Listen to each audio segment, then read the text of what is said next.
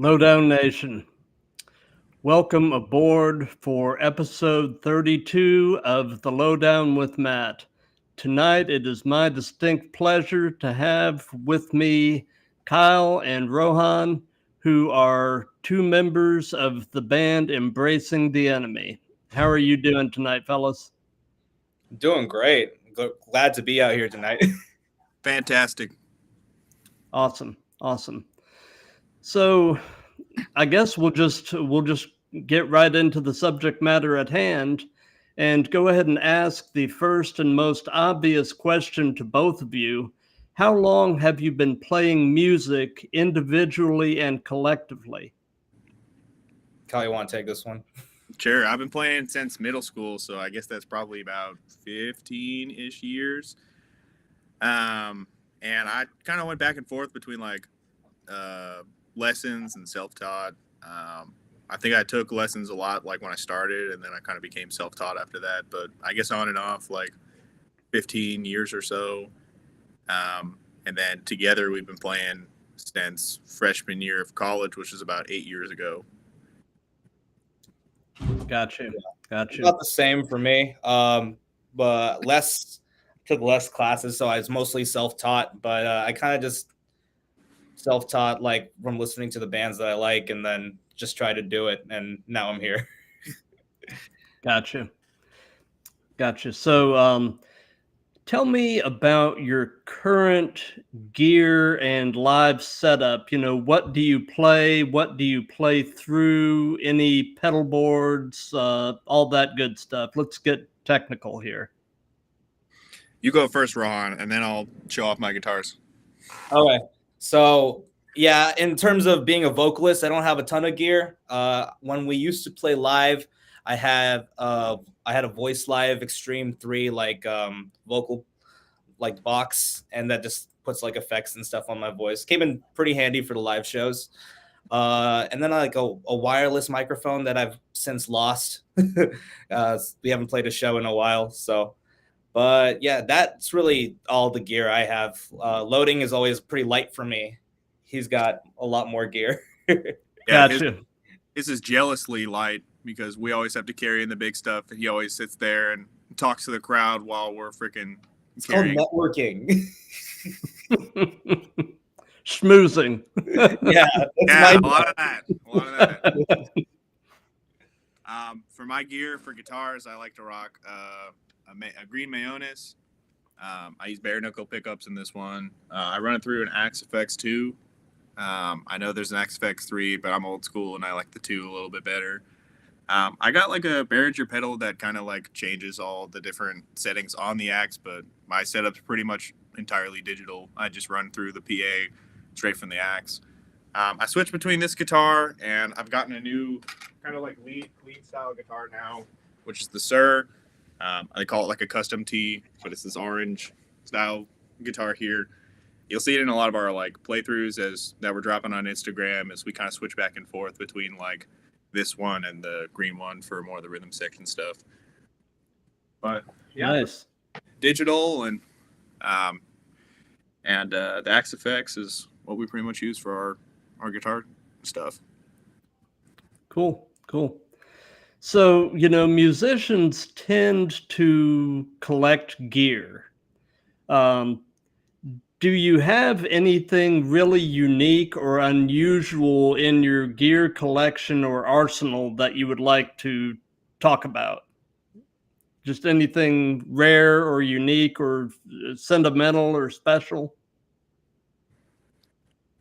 I like the 2 guitars that I got. I think the Mayones is a brand that's crafted in Poland, and they make one, and I really, really like that guitar. I've been using it for a very long time. The Sir, I can't remember where that was crafted from, but that's also a really, really cool guitar that I played too.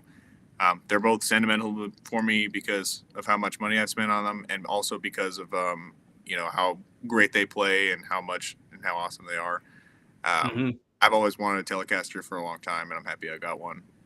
So I really like the color on that Mayones. That green is really a neat shade. It's a very unusual shade of green. I really dig that. Yeah, Got like the tiger black stripe green. I like that. Mm-hmm. Nice. Cool looking guitar. Absolutely. So, you know, I usually ask this to my bass player guests because I consider it kind of a comedy question, but I'll ask it to you as well. How often do you change strings? And the reason I consider it a comedy for the bass players is bass strings are not cheap, for one thing. And bass strings tend to hold up pretty well. And a lot of bass players rarely to never change their strings.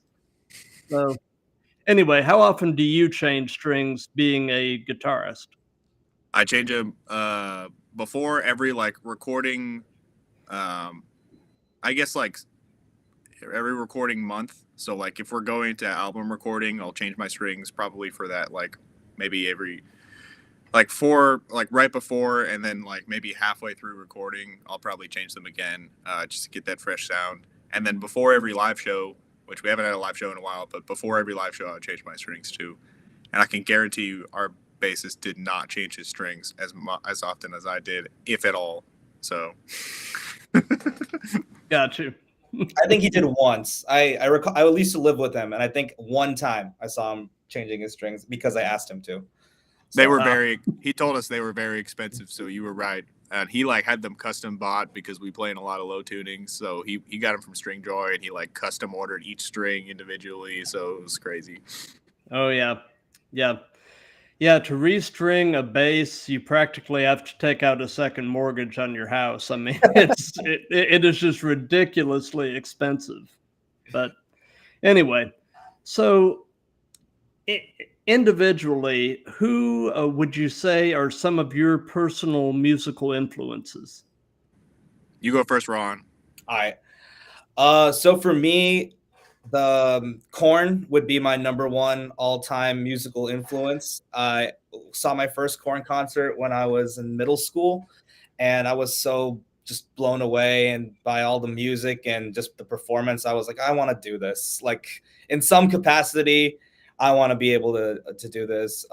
Early Slipknot, early Linkin Park as well were very influential to my vocal style, like Corey Taylor, Chester Bennington. Very, very influential for my how I sing and scream. Yeah, that's and just a lot of new metal and hip hop are usually my big go-to music genres. So Well, it's interesting that you cited Chester because getting ready for this, I've kind of gone down the rabbit hole somewhat, listening to some of your music, and I was actually going. If you hadn't brought it up, I was going to mention that I definitely hear a Chester influence on your vocals. So thank you. That's not an accident. He was such a. I loved his style so much. It was very influential, and I kind of like. It's also my way of kind of paying tribute to him. Keeping that style. right. Mm-hmm. Yeah, that was just such a terrible loss. I mean, oh yeah. Anyway, so what about you, Kyle? I think so. I grew up on hard rock. My parents really loved like classic rock, like Ozzy, like everything like Kansas, Boston, all that stuff. And then like kind of as I got older, I really liked a lot of hard rock, like Alter Bridge. Disturbed's kind of like on the border of new metal and hard rock. I really like that. Me too. Then I started getting into a little more of the heavier stuff. I started with the scene and then kind of moved into metalcore, like as LA Dying, like Trivium, kind of moved into that area, and then now I'm really into more modern metal, kind of more the gent area, like Tesseract's probably one of my favorite bands right now. They dropped a really fantastic album recently that I'm still in love with to this day. Same with Sleep Token. Humanity's Last Breath is one of my favorite artists too. Their last album was phenomenal too. So I'm more into the modern metal style and heavier style kind of lately. So kind of evolved and probably will continue to evolve. Really like what Bad Omens is doing with a lot of their electronic stuff and how they their new album was like really impressive with how they mixed that all together. So I'm excited for how metal is kind of evolving over time, and excited for what's next. I'll probably will change my preferences depending on whatever new metal is kind of introduced. Yeah, you brought up Alter Bridge. I absolutely love Miles Kennedy's voice. Oh yeah, I mean, he is just insanely talented. yeah. So, I've got the Blackbird logo tattooed on my back, so I'm very big Alter Bridge fan. yeah, yeah. So, for each of you, what was the very first concert you attended as a fan? You go first, Ron. That would be Korn. Yeah, you had mentioned that they were early. I just didn't know if they were your very first. They were my very first. I didn't really go to any concerts before that. Nothing real in any way. But yeah, my dad, he took me to Korn as a birthday gift for me, my 14th birthday. So I was like in 8th grade, and usually I like to be in the crowd, but this was the time I was in seats because my dad was terrified of going to the crowd or anything. He didn't want to get in the pit, huh? No, it didn't. And it was before my time in the pits. Now I can't stay out of them. But yeah, no, it was just a great show. The energy was just so crazy. Like when I watched them, I just felt like a surge that I can't really explain. It's almost like a high, but like it's like a surge of like of power that goes through as the music flows. So I've been going to lots of concerts in the time, but Korn were my very first back in 2012. What about you, Kyle? The first like real concert that I attended was Motley Crue, and they played like that. They played at Six Flags, and Tommy Lee played on this kit that like circulated upside down on the roller coaster. Oh yeah, came back down. It was really loud, but that was really cool when he did that. no doubt, no doubt. So, over the course of your musical careers so far, have you had the opportunity to meet any of your musical heroes? Yeah, I've met the guys from Korn a couple times. I've met Corey Taylor from Slipknot a few times as well. And they've all, in my experience, always been really, really nice dudes. Like, just, one time, this was just not even like a meet and greet, but just early on in one of a Stone Sour show. Corey was in the parking lot. I was in the parking lot. We just struck up a casual conversation, which was nice. Really down to earth dudes. Yeah, well, those guys. I've met a lot of people, but those are the ones that really stick out. Gotcha. What about you, Kyle? Well, I met Rohan, and he's my musical hero. So I don't. Oh yeah, Kyle too. And I'm not joking. He's actually a big musical influence on me as well. But like Rohan has the much cooler answer than me. I haven't really met any musical heroes, but my answer is Rohan for me. I appreciate that. That's nice, guys. So, away from music, what are some of your other hobbies and interests? So for me, I really love scuba diving, and so especially when sharks are involved. And I've been a big fan of like the ocean and sharks since I was like a 3-year-old or even younger maybe. And it's cool because these have always been really separate loves, but for our first single for this album, I got to use the footage of my latest dive, and there were like hundreds of sharks there. And I just felt like, oh, you know what? This is going to be great video. I'm just sitting there with my GoPro, like, oh, these are going to be some great shots. I got to use it in something. So I ended up deciding to use it for our first lyric video. And so you can see all the footage of all the cool bull sharks and all the other stuff that I saw just in there. Was that wildlife and scuba diving and everything. Those are my other passions besides music. Gotcha. What about you, Kyle? I spend a lot of my time doing music outside of my work or outside of work. So it's tough to find other hobbies because I'm really in love with music. But what else I got is I do some motorcycling sometimes on the weekends. So I have a lot of fun doing that. I hang out with my cats quite a bit. I do some cooking. So and just like kind of other, hang around, go out to restaurants and stuff. I like doing that, but it's tough to say because I spend a lot of my time on music. Gotcha. I love it.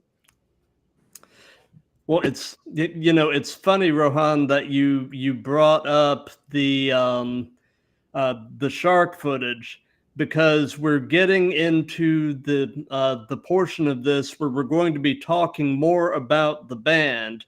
And for folks that aren't familiar with you guys, I was planning to play the first couple of minutes of that particular video. Oh, sweet. So what a great segue. I mean, so what I'm going to do now is I'm going to share my screen, and we'll play the first couple of minutes of Circle, and just give folks a taste of what you guys do. Awesome. So, You all like it? Rohan shot this video of the sharks. It was all him. Thank you. I did. It's true.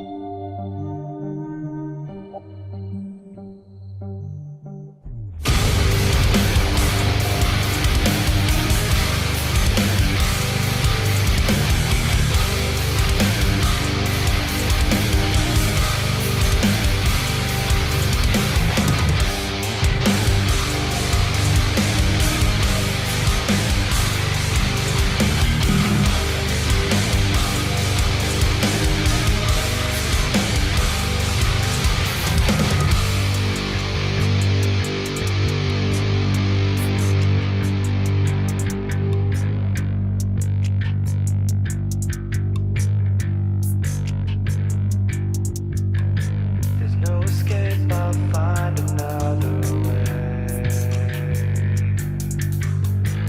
Another reason or excuse to waste away.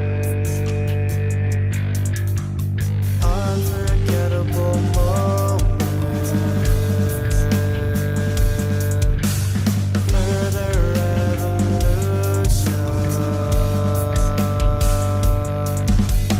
Lying to myself to hide behind the great facade of a healthy mind, knowing it's just a matter of time. I just wish I had it. My only will to recover, fallen victim to you.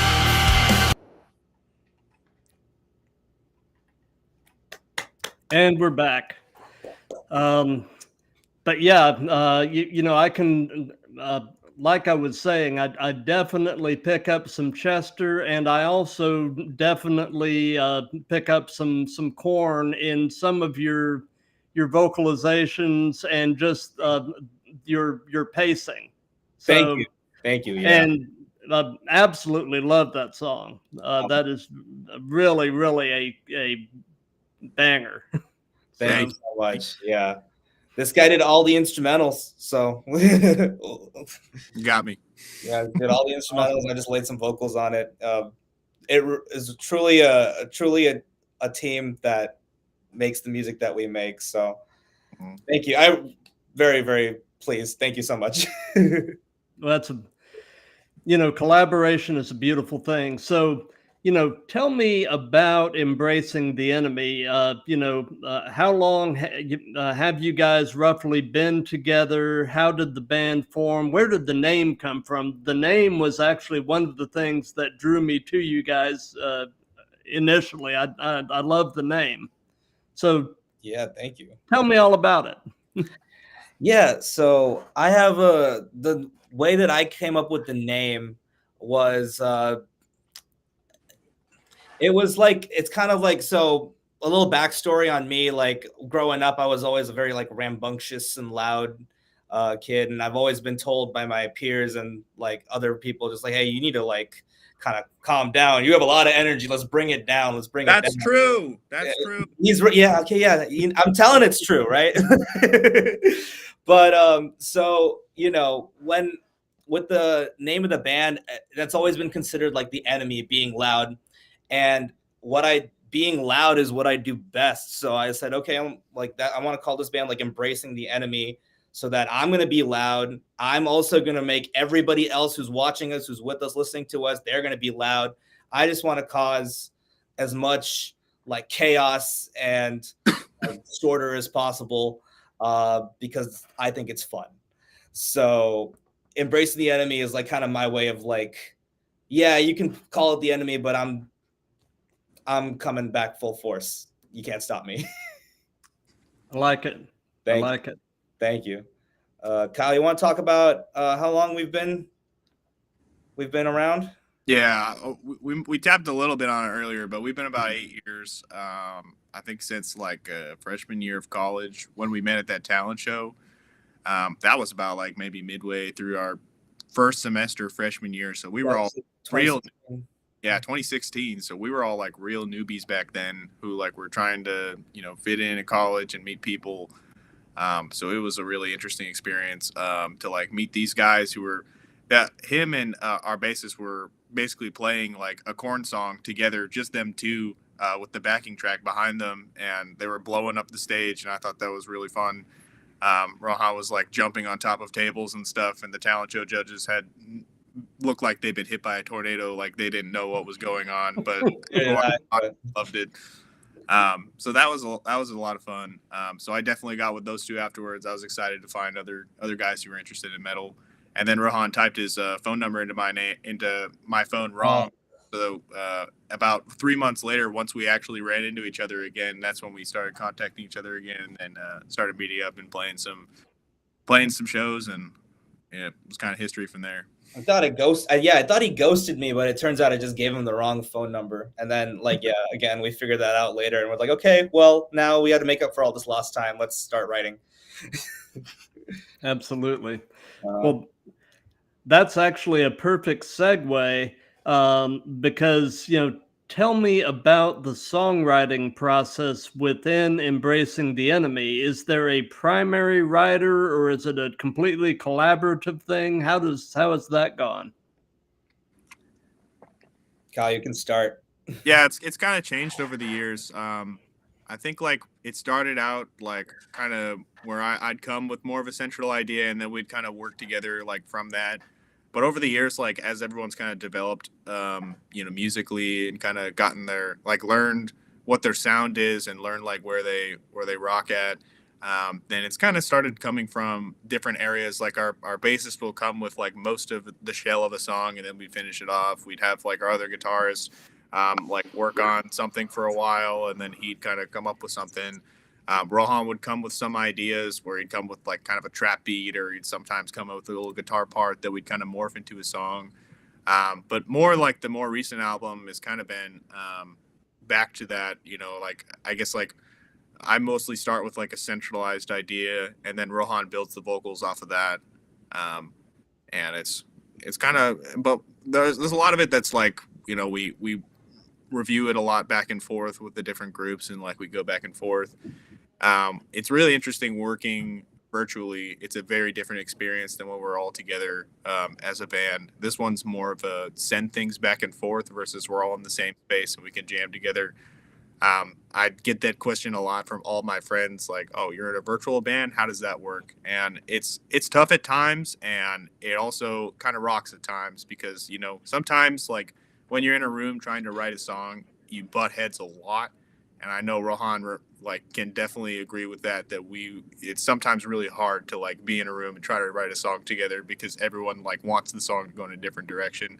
So sometimes it is nice, but then all the other times, like the drawback from that is that like whenever you are in a room with other people, you get all these different fresh ideas that you wouldn't have if you're, alone in like a silo in your room. So it goes back and forth, but right now we're kind of working the virtual thing, like writing ideas separately, kind of going back and forth.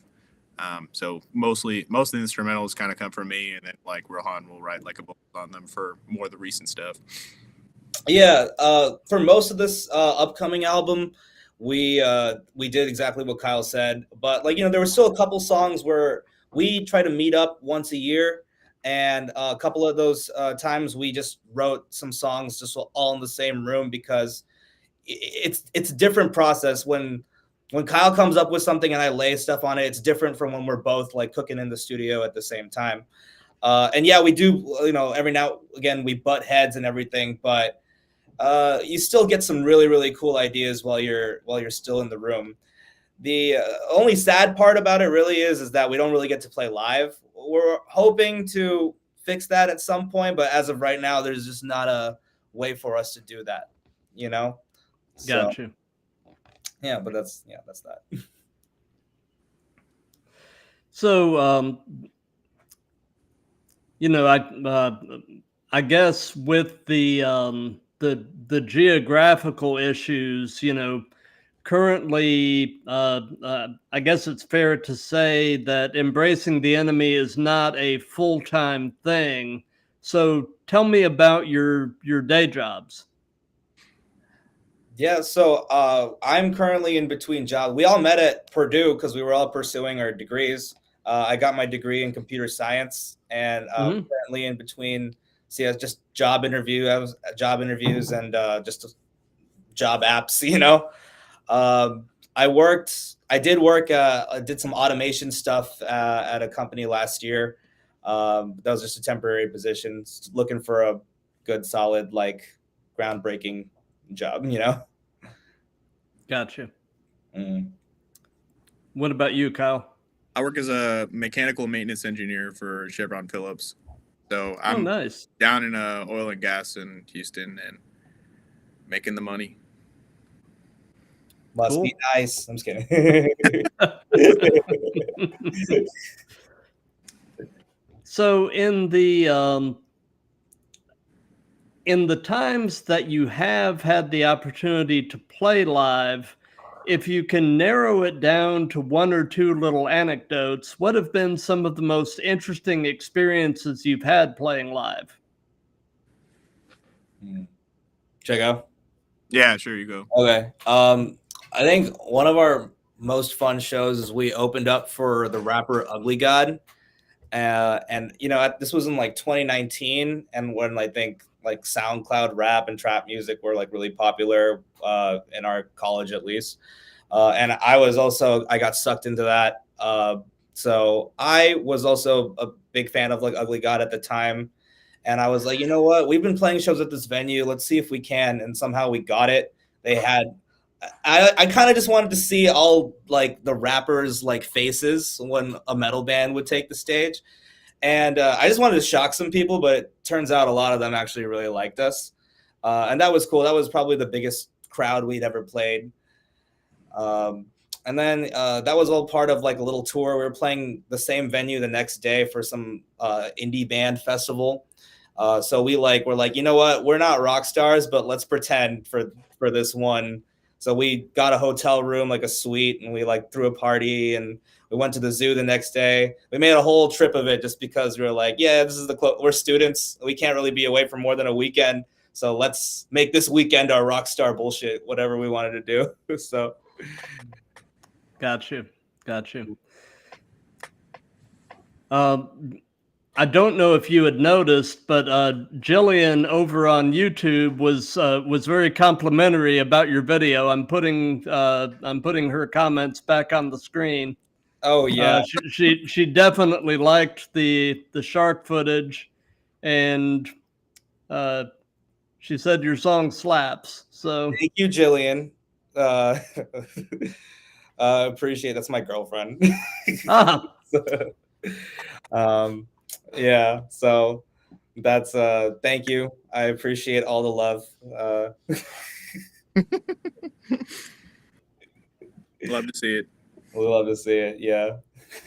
Absolutely. So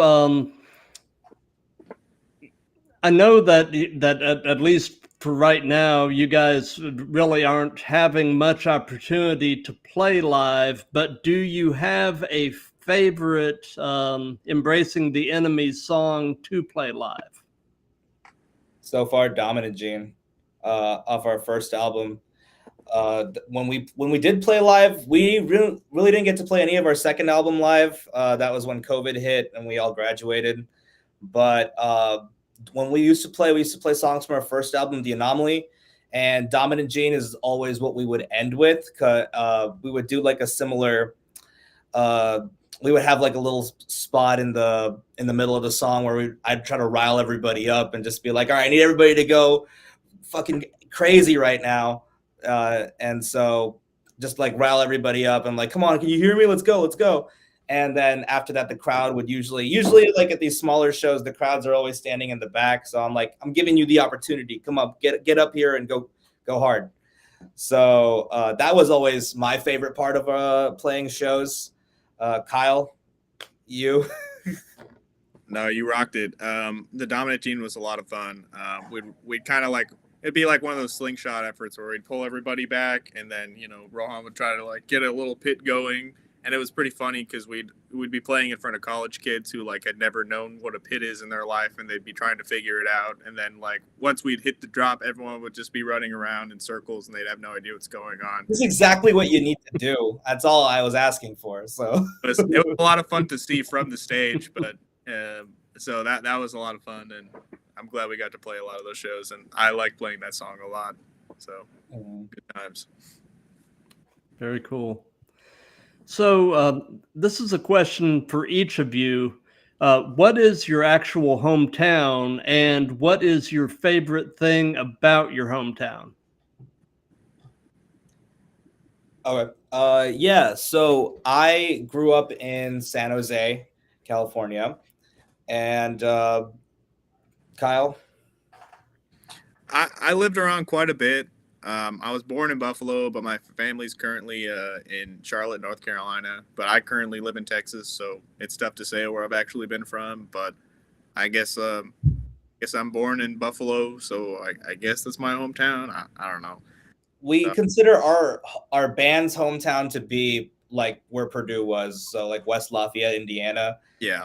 And Okay. so yeah, we basically came of age there. We're college students there, and so and then we all met each other there. So that's what we would say is our band's hometown. I can tell you one thing that we didn't like about it was how cold it gets. That was absolutely our least favorite part of living there. And windy, very cold and windy. Very cold and windy. Yep. Mm-hmm. That's all I can remember about our hometown there. So. Got you. So this is a question that I have asked on all of these, and it's become my favorite question just because I've gotten some of the coolest responses to this. And that is, knowing everything that you know now, if you could give any advice to your younger selves, what would it be? I'll do the first one. You do the second one, Rohan. Yep. Go ahead. Or I would say for bands coming up nowadays and trying to, make it big, you have to focus a lot of your effort, like more than you'd think, on promoting your band, which like a lot of people just whenever they get into music, they don't think about that. They think like they'll write like a cool record, and then they think they'll put that out there, and then they think that's it. I don't have to worry about anything else. Like the stars will align, everything will take care of itself, and then I will become the next greatest thing known to mankind. But realistically, that's the farthest thing from the truth. A lot of the work that's involved in a band is promoting your band. It's working through social media, like learning how to use like the different tactics, like learning how to like book shows, how to play live, and like how to do all this other stuff. And like whenever people start off in a band, they think, okay, like all I have to do is focus on the music. Unfortunately, that's not the truth. You have to focus a lot on promotion. You have to focus on promoting your brand and also your band, and kind of working through a lot of that. So that would be advice I would give myself for sure. Yeah, for me, the same advice, because a lot of the mistakes that he mentioned were mistakes that we made. But for me personally, what I would want to tell to my younger self is, one would be to like, don't be so proud of if you get offered to play a show, then don't be like, hey, well, we're only going to play in like this little small spot. Like, what do you take me for? I was very proud. I was like, I'm going to embrace the enemy for fuck's sake. But no, that's I would say just to be humble and just be grateful for the opportunities that you do get, play whatever shows you get.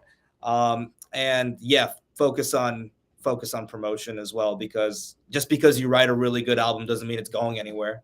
So yeah, over time we've learned to like kind of make more accessible media to having people learn about us and stuff. So yeah, because like you were saying, you can have the greatest album in the world, but if there's nobody there to hear it, you know, it's the tree falls in the woods, right? It's the same thing. Yeah, doesn't make a noise. Yeah.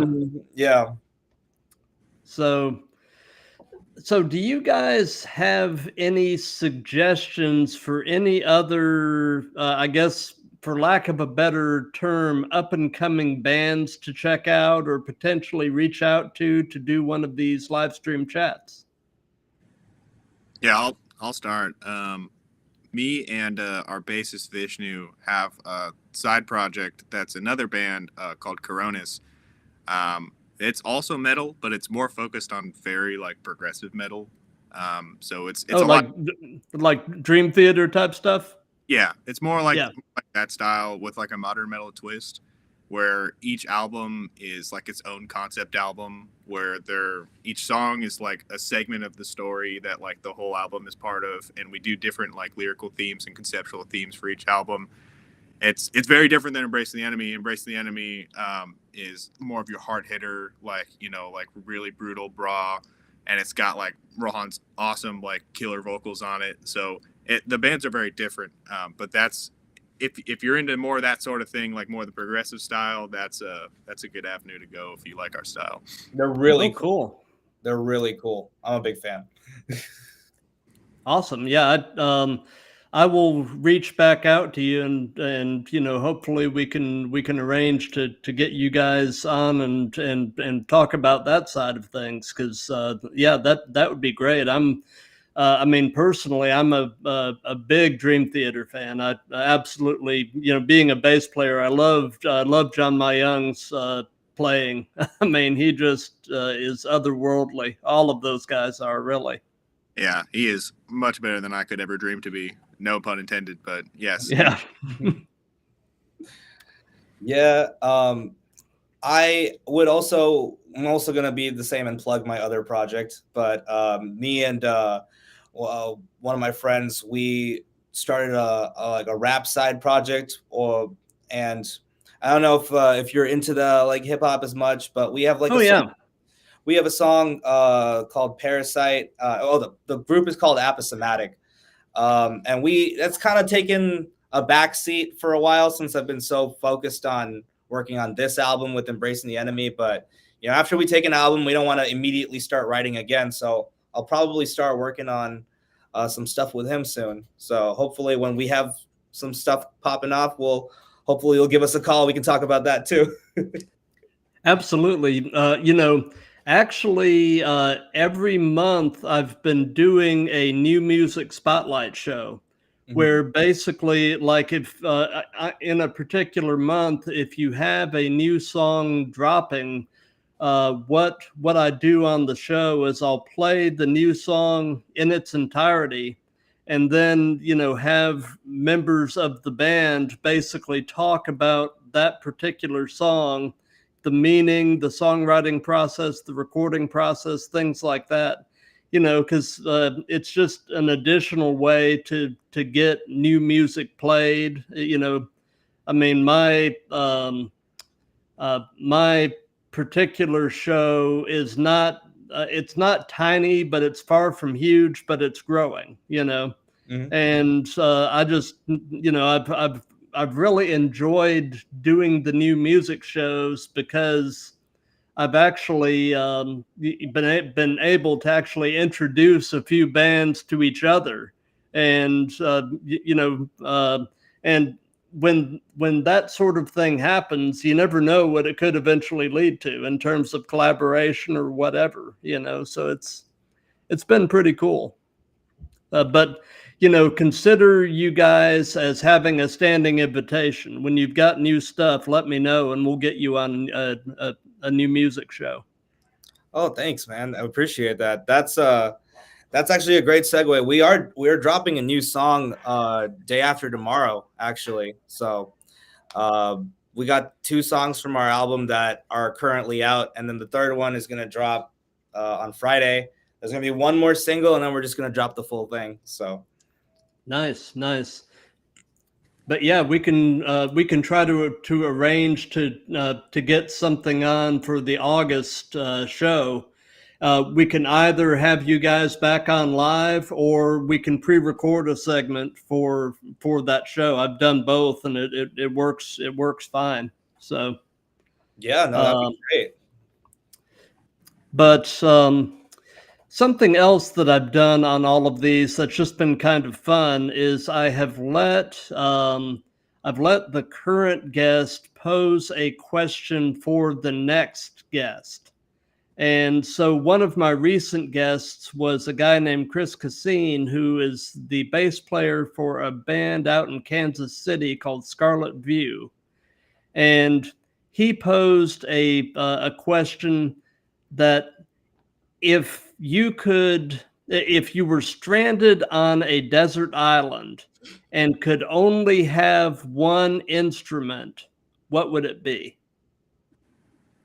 I have a funny answer to this. A long time ago, when I was like a teenager, I was on a cruise, and they asked a similar question, but it was, who would you want to bring on a deserted island with you out of all the other people here? And most of the people chose me, saying that, if anyone's going to be loud enough to get someone's attention, it'd be him. So I don't think I would need an instrument. I could probably yell loud enough to cause a small earthquake. So you're your own instrument. I'm my own instrument. I'll just yell obnoxiously until somebody is like, all right, might as well get this guy. Voice is the instrument. You're incredibly loud in your vocals. So there you go. That's your instrument. Yeah. That would be me. Yeah.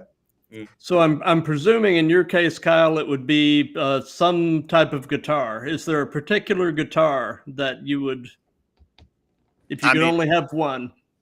If I'm on an island, then I probably won't have electricity and an amplifier, so I'd probably bring an acoustic just so that I could hear it a little bit better. That's kind of the lame answer. Ron's was much better. It's not a competition. So, since this is a series, do you guys have a question or questions that you would like to pose to the next musical guests? Yeah, off the top of my head, I would, what type of gig would you just, if you were offered, that you would absolutely refuse to play?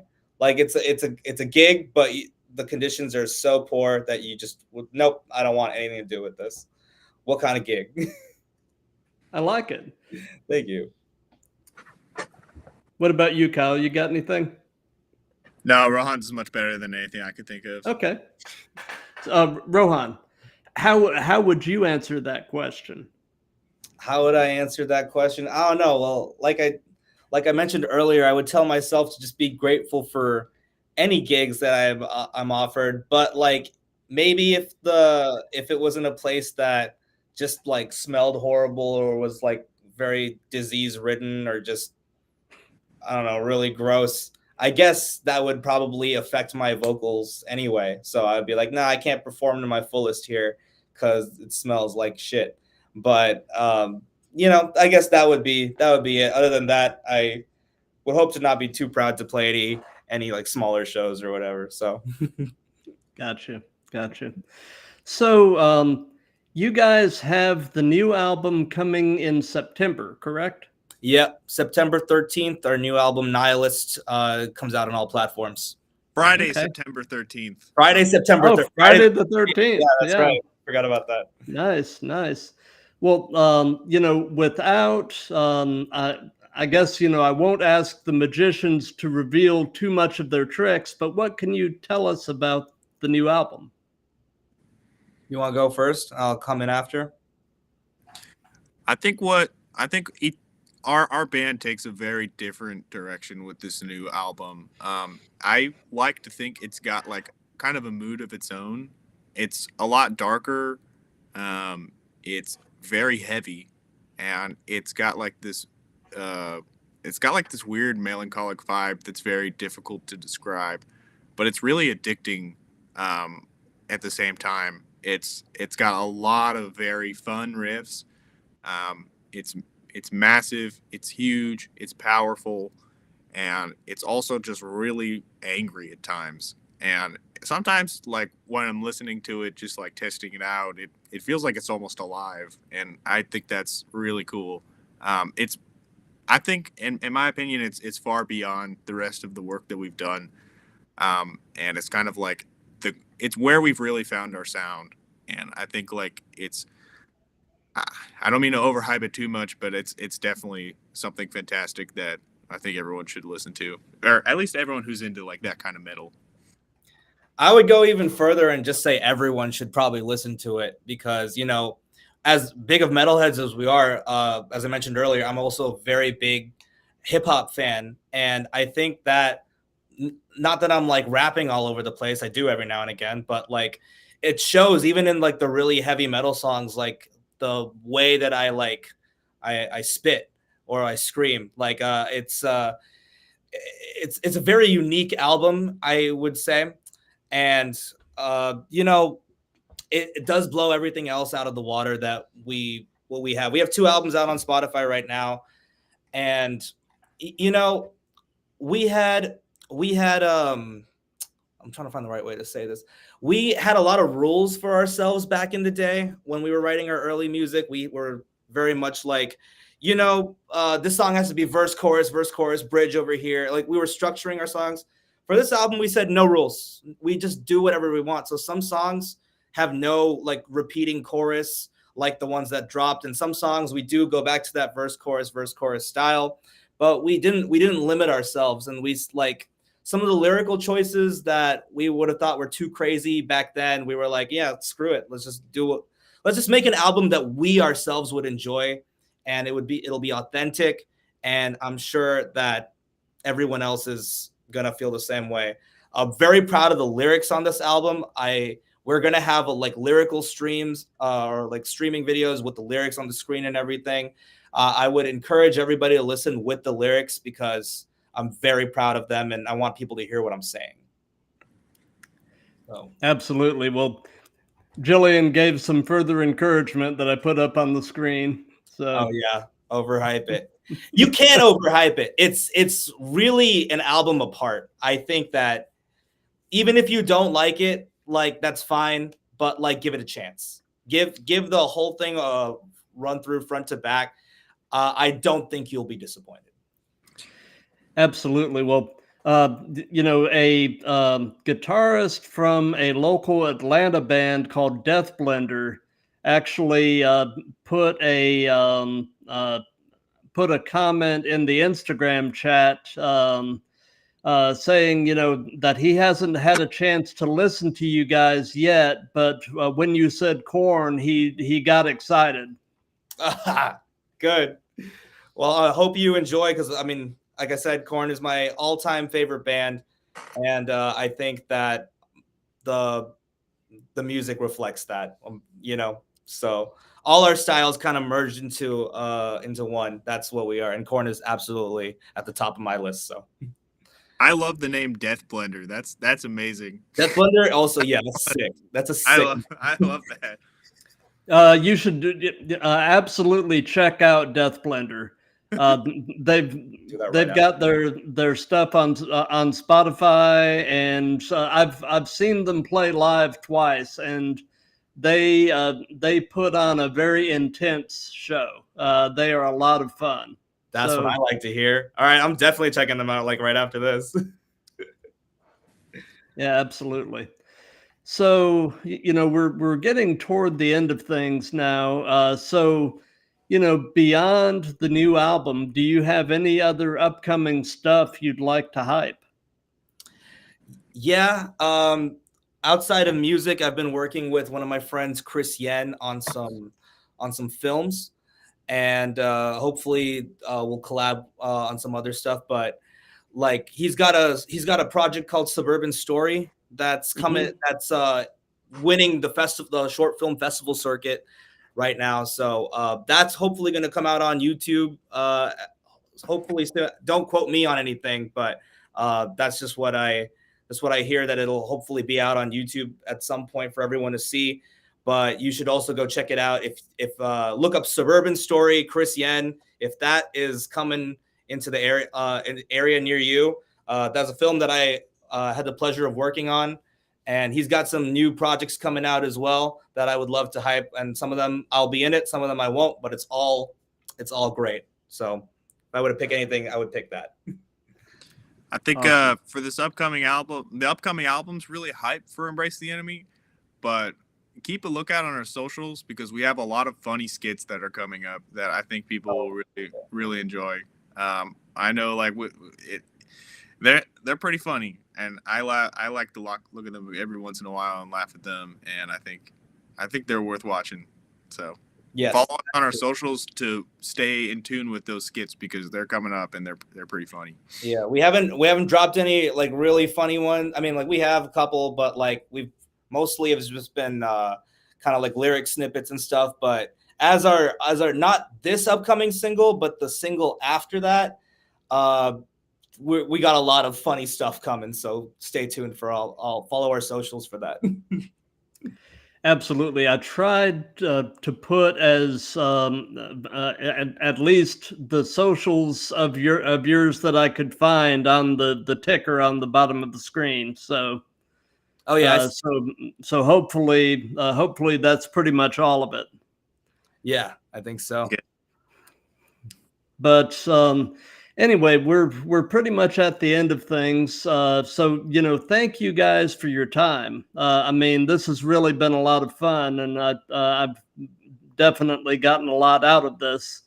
And for those of you that have been watching this live, thank you. And for those of you that'll be watching this in replays or reposted videos, thank you for that.